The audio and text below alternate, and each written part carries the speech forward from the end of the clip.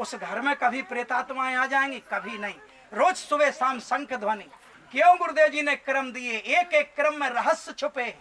क्या क्या बताएं, घंटों लग जाएंगे बताने में, कभी और आएंगे। आज इतना ही, सवेरे से शंख ध्वनि, जहां तक शंख की आवाज जाती है वहां तक की नकारात्मक तरंगें नष्ट हो जाती हैं। फिर घंटी बजती है, घंटी बजा रहे हैं उसकी आवाज से, फिर उसी घर में अगर गौ माता रमा जाए, गौ माता बंदी होती है घर में, गौ माता रमा जाए, जहां जहां तक उसकी आवाज जाए वहां से कहां भूत पिशाच रहेंगे, तो तुरंत भाग जाते हैं कि इस घर में गौ माता की सेवा होती है। गौ माता के खुर पड़ जाए घर से, गौ माता की पूंछ लग जाए हमें, या गौ माता का गोबर हाथ में लग जाए, सुबह ही शुभ होता है। कोई घटना भी होगी अनहोनी तो वो टल जाती है, इतना प्रभाव है इन चीजों का।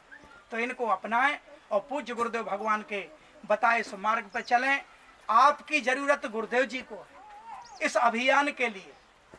ये मेरा कहना है कि आपकी जरूरत गुरुदेव जी को है, और एक समय वो आएगा जब आप कहेंगे अब मुझे गुरुदेव जी तुम्हारी जरूरत है, क्योंकि ऐसा समय आने वाला है।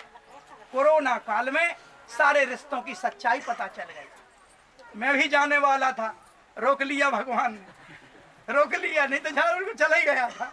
सब कुछ देख लिया था जो वहां होता है, यही देख लिया था, भगवान ने लौटा दिया, हो गई कृपा। कोरोना काल में पति पत्नी का कितना गहरा रिश्ता होता है, कितना प्रेम होता है। हाँ, इसीलिए तो हम टाइम लगा रहे थे। थोड़ा सा लाइट में भी बोलेंगे। आपके चेहरे पे मुस्कुराहट देखकर बड़ी संतुष्टि मिलती है, क्योंकि इस समाज में, वर्तमान के परिवेश में रुलाने वाले तो बहुत मिल जाएंगे, बहुत मिलेंगे रुलाने वाले। हमारे मुख पे मुस्कुराहट आ जाए। ये वो गुरुवर बैठे जो लाखों करोड़ों लोगों के मुख पे मुस्कुराहट लाए।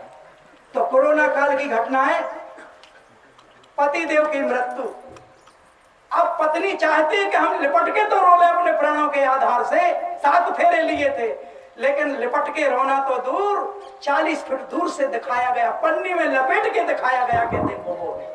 ये है संसार के रिश्तों की सच्चाई। यही मेरे साथ हो सकता है, कल फिर कोई महामारी निकलेगी, यही आपके साथ हो सकता है।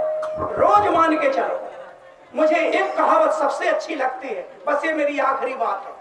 सबसे प्यारी घटना, भले कहानी हो, लेकिन मुझे जो प्रेरित करती मैं आपको बताना चाहता हूं। राजा का बेटा बिगड़ा हुआ था, इतना अधर्मी निकल गया, वो इतना अधर्मी, शराब पिए, बहनों के साथ अनाचार करे, हर काम गलत करे। राजा को चिंता हुई कि तो मेरा नाम डुबा देगा, मैं क्या करूंगा, मेरा राजपाट कौन संभालेगा। ये ऐसा कपूत पच गया घर में कि तो सब चौपट कर देगा मेरी जन्म जन्म की कमाई और जो भी मैंने नाम कमाया। अब चिंता हुई, सदगुरु के पास गए, बोले हे गुरुवर, कुछ भी हो जाए बस मेरे बेटे को मार्ग पे चला दो आप। और राजा फूट फूट के रोने लगा, अपनी पगड़ी गुरु के चरणों में रख दी, क्योंकि धर्म बड़ा होता है, राजनीति चरणों में होती है धर्म के। जब राजा रोया तो गुरु को दया आ गई। गुरु ने कहा ठीक है, भेज दे अपने बच्चे को, कल से सुधर जाएगा, बस 4-5 दिन का समय चाहिए मुझे। आया लड़का, गुरुजी ने कुछ नहीं किया, धीरे से कान में कह दिया 5 दिन बाद तेरी मृत्यु है, बेटा जितना अच्छा कर सके तो कर ले। अब इतना मंत्र कान में फूंका, उसको चिंता हुई कि अब 5 दिन बाद मर जाएंगे। गुरु का भी झूठ बोलते नहीं है। अब दूसरे दिन से उसने पूरी दिनचर्या बदल दी, मंदिर जाना शुरू कर दिया, बहन बेटियों को स्नेह करने लगा, माता पिता के हर आदेश का पालन करने लगा। बोले 5 दिन तो बचे हैं, जितना अच्छा हो सके कर लो। सब मांस मदिरा छोड़ दिया, सब अच्छे काम करने लगा। जब 5 दिन हो गए वो नहीं मरा। 6वें दिन फिर गुरु जी के पास पहुंचा, बोले आप भी झूठ बोलते हैं, देखो हम तो बिल्कुल सुधर गए, आपने कहा था 5 दिन में मर जाओगे।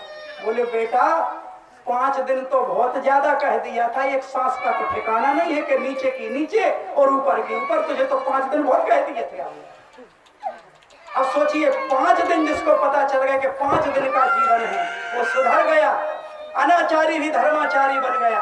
हमें तो गुरुवर ने बताया है कि एक सांस का ठिकाना नहीं है, कौन सी सांस हमारे जीवन की आखिरी सांस हो। आओ हम अपनी मातृभूमि के लिए, अपनी गौ माता के लिए, अपनी धरती माता के लिए, अपनी जन्म देने वाली माता के लिए और जगत जननी जगदम्बे माता के लिए अपना पूरा जीवन समर्पित कर दें। लाइट 2 बार इशारा कर चुकी है कि विश्वकर्मा जी चुप हो जाइए।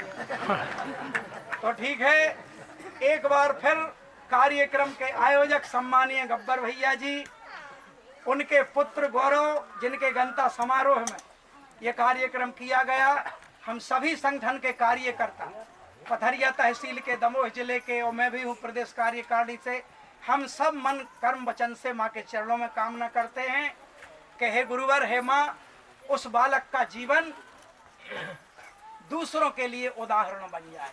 और ये हमें भरोसा है, क्योंकि उसके गंता में कोई कलाकार नहीं आया जो उल्टे सीधे लोकगीत गाए। उसके गंता के कार्यक्रम में जगत जननी जगदम्बा और पूज्य गुरुदेव भगवान का आगमन हुआ है सूक्ष्म रूप में। तो उसका जीवन तो सुख शांति समृद्धिपूर्ण होगा। और उनके पिताजी जो गब्बर भैया हैं कार्यक्रम के आयोजक, उनके परिवार के लिए ढेर सारी शुभकामनाएं।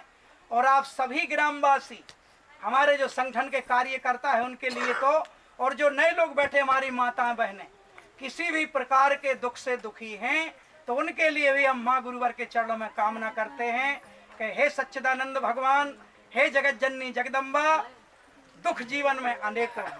कोई तन से दुखी, कोई मन से दुखी, और कोई धन से दुखी। दुखी तो सब है। मैं यहाँ बोल रहा हूँ, मैं भी दुखी हूँ। आप सुन रहे हैं, किसी ना किसी चीज से आप भी दुखी हैं। और जो यहाँ नहीं आ पाए ग्रामवासी, वो भी किसी ना, ये दुख सबके जीवन में है। कोई तन से होगा तो कोई मन से, तो कोई धन से। दुखी सब हैं। तो हे माँ, मिटाने वाली आप हैं, हम तो अबोध हैं। इसीलिए आरती में लास्ट में कह देते हैं समर्पण स्तुति में कि हैं कपूत अति कपटी। हम कपूत हैं, कपटी हैं, लेकिन बालक किसके हैं? आप। तो आप हमारे दुख मिटाएंगी। तो जो भी ग्रामवासी हैं सभी के सभी तरह के दुख मिटाएं। इसी पावन भावना के साथ अपनी वाणी को विराम देता हुआ आप सभी को सादर जय माता की।